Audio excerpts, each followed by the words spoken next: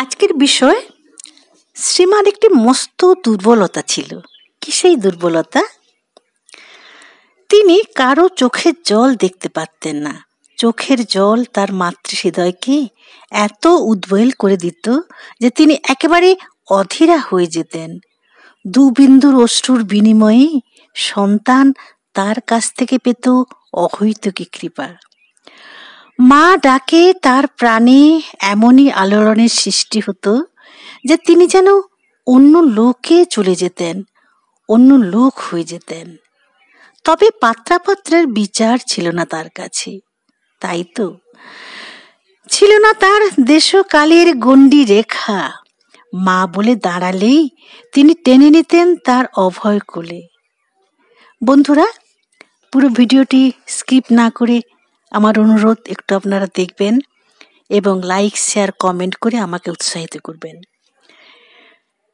কি সেই দুর্বলতা, সেই মা ডাক। এই জন্যই গোলাপ মা একদিন শ্রীমাকে খুব অনুযোগ করলেন।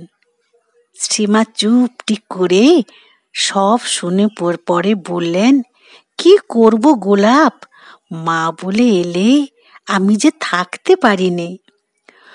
জনৈকা বিধবা মহিলা অন্যের প্ররোচনায় পড়ে পদস্খলন হয়েছে।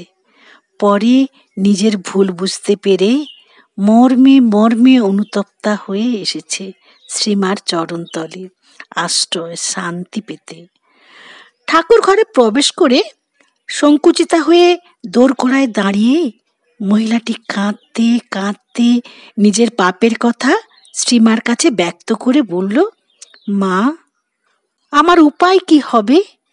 আমি আপনার কাছে এ পবিত্র মন্দিরে প্রবেশ করবার যোগ্যা নই। শ্রীমা তখন 2 পা এগিয়ে এসে নিজের বাহু দ্বারা মহিলাটির গলা জড়িয়ে ধরে সস্নেহে বলছেন, এসো মা, ঘরে এসো। পাপ কি তা বুঝতে পেরেছ, অনুতপ্ত হয়েছ, এসো, আমি তোমাকে মন্ত্র দেব। ঠাকুরের পায়ে সব অর্পণ করে দাও, ভয় কি? পতিতোদ্ধারিণী পতিতার কানে দিলেন সেই তারক ব্রহ্ম নাম। ধুলো কাদা মেখেছে তা মা ঝেড়ে মুছে তাকে কোলে তুলে নিলেন, ভরিয়ে দিলেন স্নেহ করুণায়।